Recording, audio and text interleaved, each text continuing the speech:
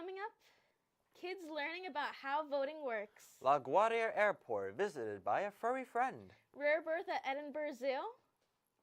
And a man that donated over 10,000 books. All that, entertainment, weather, and sports. Coming up on PS News.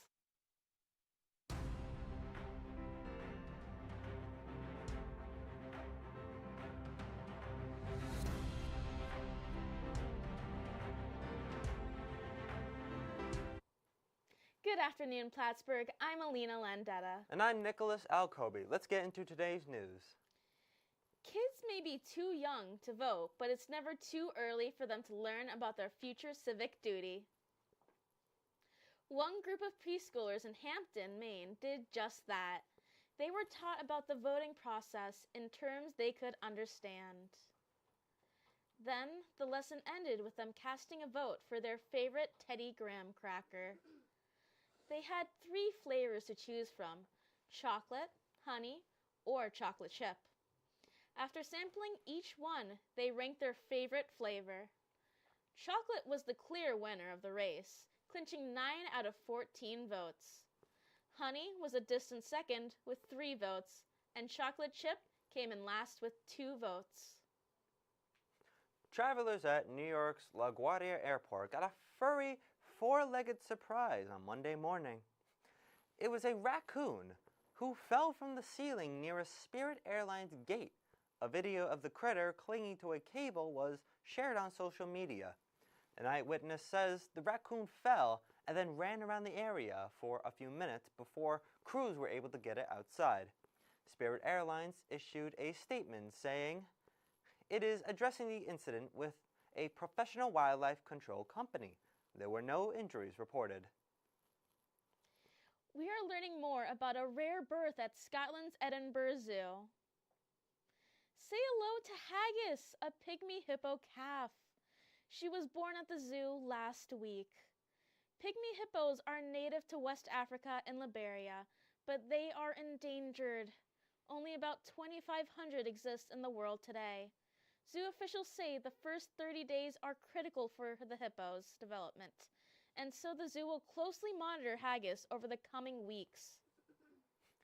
When 80-year-old Normand Leduc died, among the things he left his son was his book collection, and it's a huge collection at that.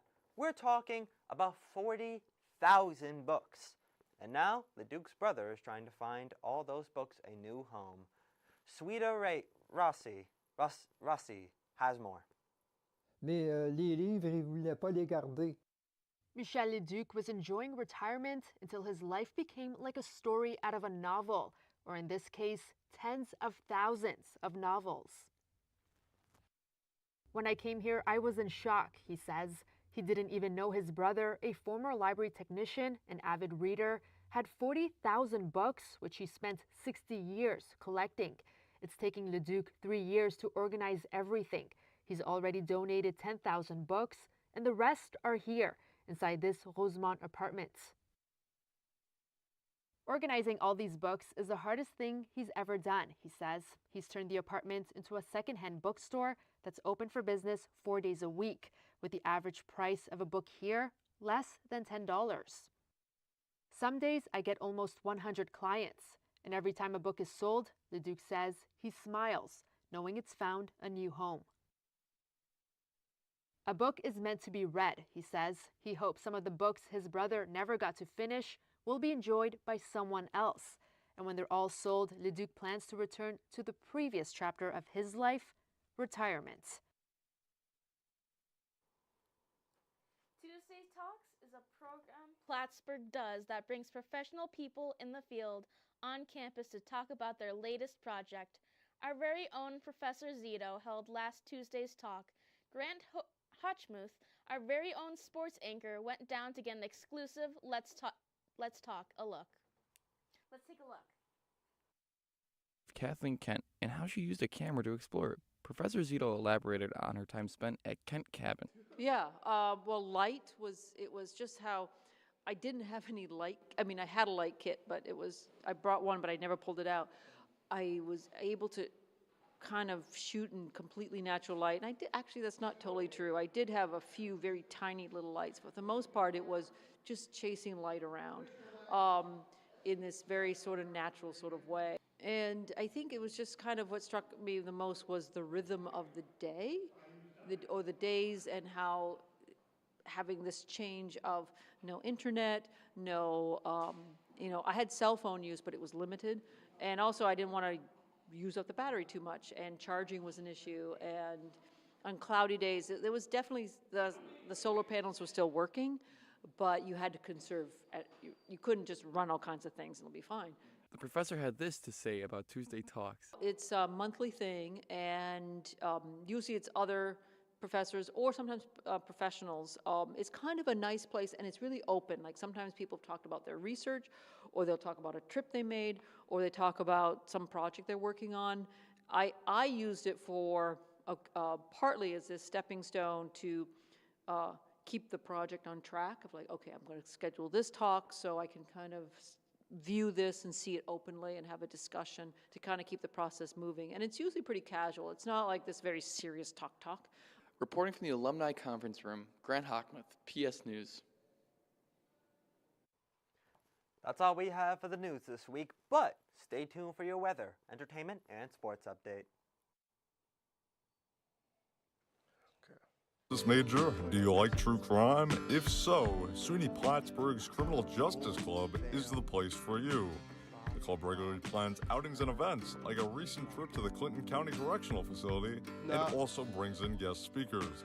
Criminal Justice Club meets every Tuesday in Meeting Room 4 in Red K Hall at 7 p.m. and is open to all majors. To stay up to date, follow at Plattsburgh CJ Club on Instagram. Hope to see you there. Hard work, dedication, communication, just overall commitment to training and one another. I can be a part of something bigger than myself. Hard work, dedication. I wouldn't be where I am without track. Going in every day, working hard, looking to improve. There are going to be good and bad days, but making sure you can overcome that. Being there for your teammates. Like finding your limit and then wanting to do better than that. Dedication. It means family. Fun. Dedication. Welcome back. I'm your weather host, Jonah Baker-Flora, and here is your weekly forecast. Here it is. Owl's Head with 47 degrees, Vermontville with 48 as we go here, and Dannemora with 50, Osceola Forks with 54 as we go to Plattsburgh with 55 degrees, as St. Albans City with 53 degrees, and Williamston at 55. Let's go to our 5-day forecast. Seems like it's going to be very cold this evening, going with the 50s and 40s for this week. We got 52 on Friday and rain, as we got Saturday at 44 degrees, as we get Sunday at 52, as we go back on Monday and Tuesday with 54 degrees, and we got Tuesday at 40. Lots of 50s and 40 changes. Make sure you stay warm, y'all. It is about to be winter. And we'll head to your entertainment decks with Michael Marced. Michael? Thank you, Jonah. The coldness that's been going on right now is exactly the reason why I'm wearing the same thing I am last week, because it's warm. So anyway, I'm Michael Marced, here to start you off with your entertainment news. Our first story today, football fans, if you'd like to take gloating to a new level, Fireball has just the thing for you. It's collecting the tears of disappointed fans after their team loses for a new whiskey. It's called Cryerball. Official Fireball tear collectors will be posted outside some of this season's biggest NFL and college rivalry games. As fans leave, they'll use eyedroppers and jars to collect the tears. The tears will then undergo a sterilization and distillation process before becoming Cryerball. Fireball says the limited edition whiskey will be ready for the next season. Some of the games the collectors will be at include the Philadelphia Eagles versus the Dallas Cowboys on November 10th, the Green Bay Packers versus the Chicago Bears on November 17th, and the Iron Bowl featuring the Alabama Crimson Tide and the Auburn Tigers on November 30th. Hundreds of Oasis fans fell victim to ticket-selling scams ahead of the band's reunion tour next year. UK lender Lloyds Banking Group says fans lost an average of $449 to fraudsters. Some lost as much as $1,300. According to Lloyd's analysis, more than 90% of the scams began with ads on social media. The bank says scammers posted about tickets that didn't exist and then collected money via a bank transfer. In general, Lloyd's said customers have shelled out more for Oasis tickets than any other concert in the past 3 years. Music producer and composer Quincy Jones is dead at age 91. His publicist says he died peacefully, surrounded by family in his Bel Air, California home. Jones is best known for polishing the work of Ray Charles, Frank Sinatra, and Michael Jackson. In a statement, his family says they're celebrating his life despite their broken hearts. The other week, PSTV's executive producer Jack Burns and our manager, host of Nature's Fury, Connor Ryan, helped a local man named Ben Feebleman make a comedy sketch showing off not one, but 2 missile silos he owned. Let's take a look.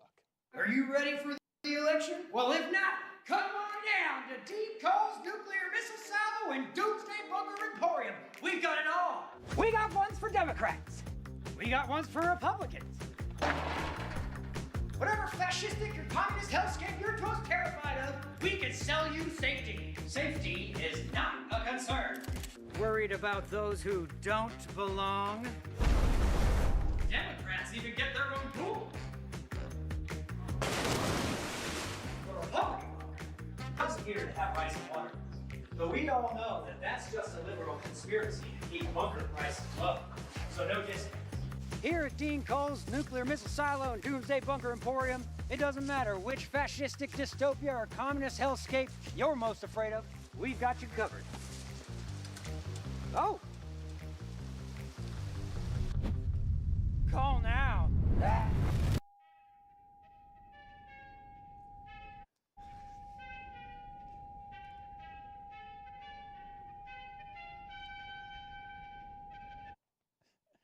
In other news, Barbie actress Margot Robbie is now a mother.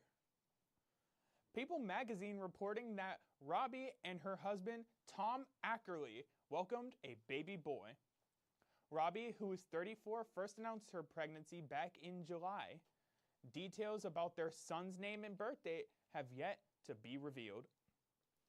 The couple first met in 2013 on the set of World War II drama suite Francois, where he was an assistant director and she starred as Celine Joseph. And with that, that's this week's entertainment update. I'm Michael Merced. Don't go anywhere. Stay tuned for your PS Sports update with Grant right after the break. Warp Radio runs on Charter Channel 194, Campus Channel 10 here on campus. It gives Plattsburgh students an opportunity to be a radio DJ and see if that's something they have interest in for a future career path.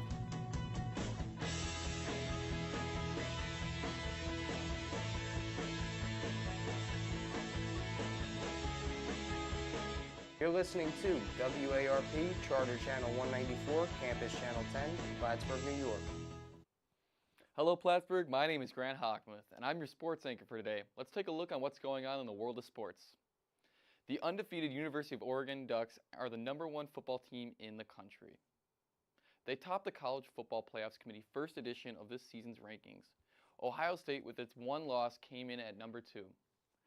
Followed by the University of Georgia, which also has 1 loss. The CFP selection committee is comprised of athletic directors, former coaches, former players, and a journalist.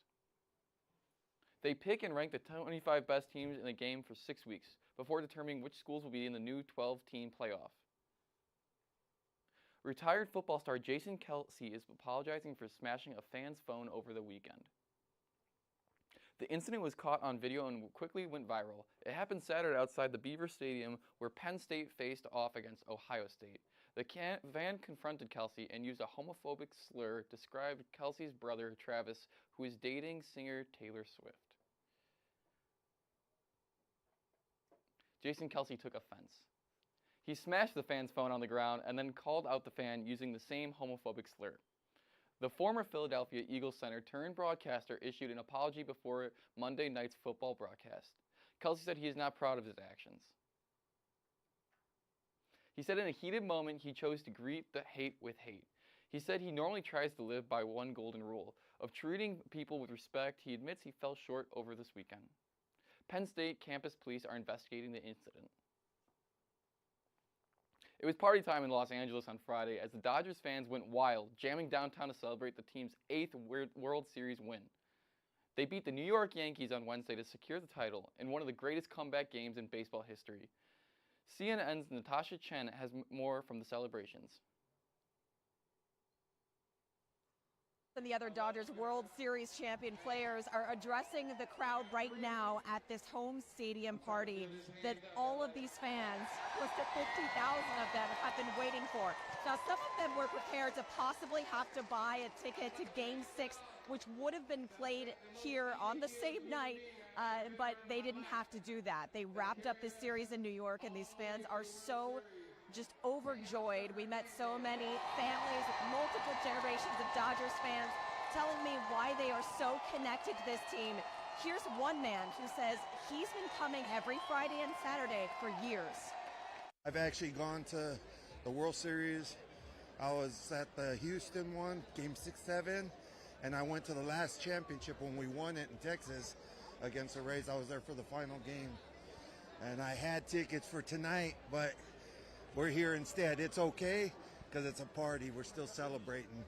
This is the stadium celebration after the parade ended in downtown Los Angeles, a really special event because the last time the Dodgers won a World Series was 2020, and they did not get to gather like this. They did not get to cheer with each other. Everyone was stuck at home, and so everyone is really feeling the spirit of getting to be in this moment together in person. Natasha Chen, CNN, Dodger Stadium in Los Angeles. All right, Plattsburgh, it's time for your Cardinal Sports Update. Let's see how our teams did last weekend. Our women's volleyball team played against New Platts last Friday. Sadly, our women's team lost 0-3. Our men's hockey also played last Friday at Vermont State University, taking the win with a score of 6-3. On Saturday, our women's volleyball team played against SUNY Onetea. Sadly, the Cardinals took the loss with a score of 0-3. Men's soccer played against sunny New Platts in our home field on Saturday, with the game ending in a tie with a score of 2-2. Women's hockey team played on Saturday in a match against Norwich University, which was streamed live on Plattsburgh State TV. In a rivalry series, this has been seen 3 meetings go into overtime. The number 6 Plattsburgh State women's ice hockey team settled the most recent chapter in regulation, as the Cardinals prevailed 3-1 over number 14 Norwich University in the regular season opener for both teams on Saturday at the Ronald B. Stafford Ice Arena. Plattsburgh State is ranked number 6 in the Osho.com Women's Division Top 3, Top 15 poll, which Norwich is ranked at number 14. The Cardinals owned a 29-23 edge in shots on goal in addition to going 1-4 on the power play. The Cadets were scoreless on 2 chances with an extra skater.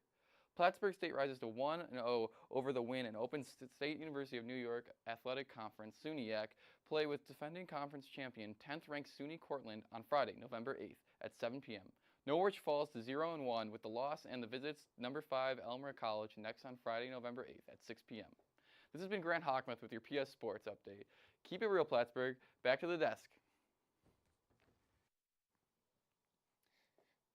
That's all we have for tonight, Plattsburgh. Make sure to follow us on our socials at Plattsburgh State TV.